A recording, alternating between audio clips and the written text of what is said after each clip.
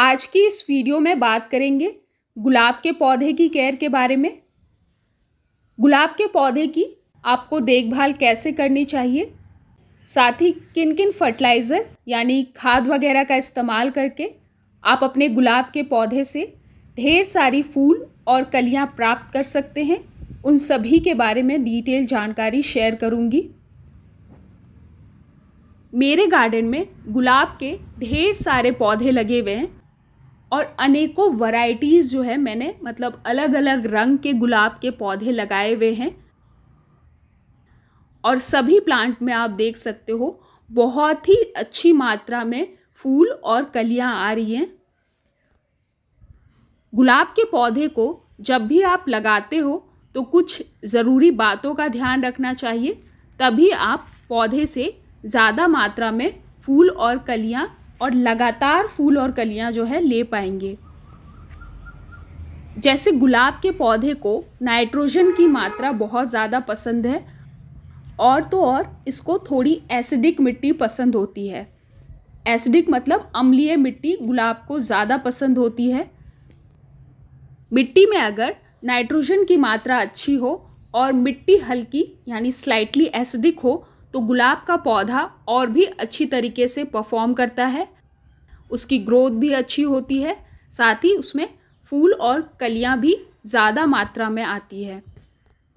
तो इसके लिए जब भी आप गुलाब की मिट्टी बनाते हैं तो उसमें कॉम्पोस्ट खाद की मात्रा ज़्यादा रखें।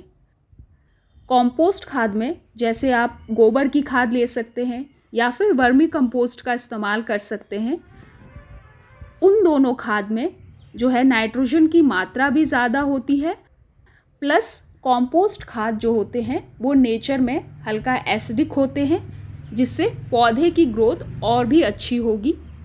तो आप मिट्टी बनाते वक्त 30 से 40% नॉर्मल मिट्टी ले लें, उसमें आप 30 से 40% सड़ी हुई गोबर की खाद की मात्रा ज़रूर रखें। नेक्स्ट, गुलाब के पौधे की अच्छी ग्रोथ के लिए सनलाइट भी एक बहुत इम्पॉर्टेंट फैक्टर है। यानी आप इसको ऐसी जगह लगा के ग्रो किया करें जहां इसको दिन की कम से कम 5 से 7 घंटे की धूप मिल सके। गुलाब के पौधे से लगातार नई ग्रोथ और अच्छी फ्लावरिंग और कलियां लेने के लिए आप जो गुलाब के पौधे के फूल खिल के मुरझा जाते हैं उसको टाइम टू टाइम कट करके हटाया करें, तभी प्लांट में नई ग्रोथ होगी। और जब भी आप कट करते हैं तो ऊपर ऊपर नहीं कट करें, थोड़ा ब्रांच जहाँ से फूल है वहाँ से 1-2 पत्ते नीचे से आप जो है ब्रांच को कट करके हटाएं फ्लावरिंग होने के बाद। इससे जहाँ से आप कट करोगे उस जगह या उसके नीचे वाले नोड से नई ग्रोथ होगी और आपका पौधा और भी ज़्यादा घना होता रहेगा और उसमें फूलों और कलियों की संख्या ज़्यादा मात्रा में आएंगी। अगर आपके गुलाब के पौधे जल्दी ख़राब होते हैं या उनमें नई ग्रोथ नहीं होती है या नीचे से जो बेसल शूट निकलते हैं वो अगर नीचे से नई ग्रोथ नहीं हो रही है, तो हो सकता है कि आप गुलाब के पौधे को लगाते वक्त एक बहुत बड़ी गलती कर रहे हैं। जैसे जब भी आप गुलाब का पौधा लगाते हो तो उसका जो ग्राफ्टेड पार्ट है वो मिट्टी से यानी जो मिट्टी का बेस लेवल है उससे कम 1 इंच ऊपर होना चाहिए। जैसे आप देखो ये प्लांट का ग्राफ्टेड पार्ट है, ये जो ग्राफ्टेड पार्ट है ये मिट्टी से आप 1 इंच या 1 से 1.5 सेंटीमीटर तो आप इसको ऊपर रख के ही लगाएं, क्योंकि यही ग्राफ्टेड पार्ट से नई ग्रोथ होगी, यानी यहीं से बेसल शूट्स निकलते हैं। अगर आप इसको मिट्टी के अंदर दबा देते हैं तो हो सकता है आपका प्लांट धीरे धीरे सड़ के यानी उसकी स्टेम काली पड़ के ख़राब हो जाएगी या फिर प्लांट में नई ग्रोथ होगी ही नहीं। यहीं से यही ग्राफ्टेड पार्ट से ग्राफ्टेड पार्ट के आसपास से जो बेजल शूट्स निकलेंगे उसी में, मतलब उसी से आपका पौधा भी घना होता रहता है और उसी शूट्स में आगे जाके फूल और कलियां भी ज़्यादा मात्रा में लगती हैं। अब गुलाब के पौधे से ज़्यादा फूल और कलियां पाने के लिए, साथ ही उसमें नई नई ग्रोथ हो सके, उसके लिए इसको आपको टाइम टू टाइम फर्टिलाइज यानी सही से खाद देना भी बहुत ज़रूरी है। और जब भी आप खाद देते हैं तो साइड से मिट्टी की हल्की गुड़ाई कर लें, फिर ही खाद दें।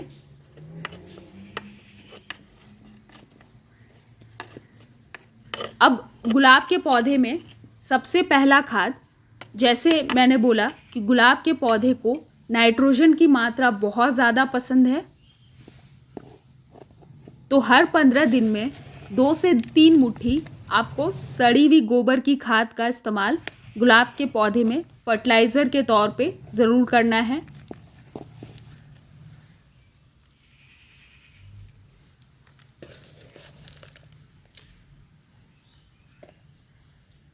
और गुलाब के पौधे में खाद देने के साथ साथ आप इस बात का भी ध्यान रखा करें कि गुलाब के पौधे को आपको रेगुलर वाटरिंग करते रहना चाहिए। मिट्टी को आपको सूखने नहीं देना है, प्रॉपर आपको इसमें नमी बना के रखनी है, नहीं तो गुलाब के पौधे में जो कलियां आएंगी वो सही से खिल नहीं पाएंगी, खिलने से पहले ही सूख के झड़ जाएंगी। या फिर जो फूल खिलता है, तो अगर फूल खिलते वक्त मिट्टी अगर सूखते रहेगी तो फूल जो है, एक तो उसका साइज़ आपको सही नहीं मिलेगा, प्लस फूल जो है वो ज़्यादा दिन तक खिला भी नहीं रहता है। मिट्टी सूखने से फूल बहुत जल्दी मुरझा के झड़ जाते हैं। तो हमेशा रेगुलर वाटरिंग किया करें। कोशिश करें हर दिन कम से कम एक बार गुलाब के पौधे में पानी ज़रूर दें। साथ ही फूलों और कलियों की संख्या को बढ़ाने के लिए आप हर 15 दिन में इसमें माइक्रो न्यूट्रिएंट फर्टिलाइज़र यानी सूक्ष्म पोषक तत्व से भरे फर्टिलाइज़र का या ग्रोथ बूस्टर फर्टिलाइज़र का इस्तेमाल ज़रूर करें। जैसे ग्रोथ बूस्टर या माइक्रो न्यूट्रिएंट के लिए जो बेस्ट खाद या फर्टिलाइज़र आप इस्तेमाल कर सकते हैं वो है सीवीड एक्सट्रैक्ट। सीवीड एक्सट्रैक्ट में मतलब ये एक बहुत अच्छा ग्रोथ बूस्टर फर्टिलाइज़र तो होता ही है, इससे प्लांट में नई नई ग्रोथ आएगी, प्लस इसमें माइक्रो न्यूट्रिएंट की भी मात्रा मतलब बहुत सारे तरह के सूक्ष्म पोषक तत्व इसमें पाए जाते हैं, जिससे प्लांट में नई ग्रोथ के साथ साथ फूलों और कलियों की संख्या भी ज़्यादा आएगी। तो हर 15 से 20 दिन में एक बार 1 चम्मच ये दानेदार फॉर्म वाला जो सीवीड एक्सट्रैक्ट है उसको प्लांट की मिट्टी के चारों तरफ ज़रूर मिक्स करें। आप चाहें तो 15 से 20 दिन के बजाय महीने में एक बार भी इसका इस्तेमाल करेंगे तो काफ़ी होगा, क्योंकि ये बहुत ही ज़्यादा स्लो रिलीज फर्टिलाइज़र होता है और काफ़ी टाइम तक आपकी मिट्टी में मतलब प्लांट की मिट्टी में बना रहता है। सतह पे इसको डाल के नहीं छोड़ना है, डालकर अच्छी तरीके से मिट्टी में मिक्स कर दिया करें। और अगर आपके गुलाब के प्लांट का फूलों का जो साइज़ है वो छोटा रह जा रहा है, यानी साइज़ सही नहीं मिल रहा है, तो हो सकता है कि आपके प्लांट में या प्लांट की मिट्टी में पोटेशियम की कमी है।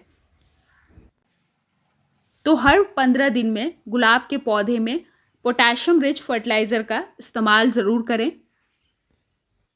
पोटेशियम रिच फर्टिलाइज़र के लिए आप इसमें जो है केले के छिलके यानी बनाना पील फर्टिलाइज़र का जो लिक्विड फर्टिलाइज़र होता है उसको बना के इसमें डाल सकते हैं। 100 से 200 ml अगर आप हर 10 से 15 दिन में डालेंगे लिक्विड फर्टिलाइज़र बनाना पील का, तो अच्छी मात्रा में पौधे को पोटेशियम मिलता रहेगा और फूलों का जो साइज़ है वो भी बड़ा होगा पोटेशियम के इस्तेमाल से।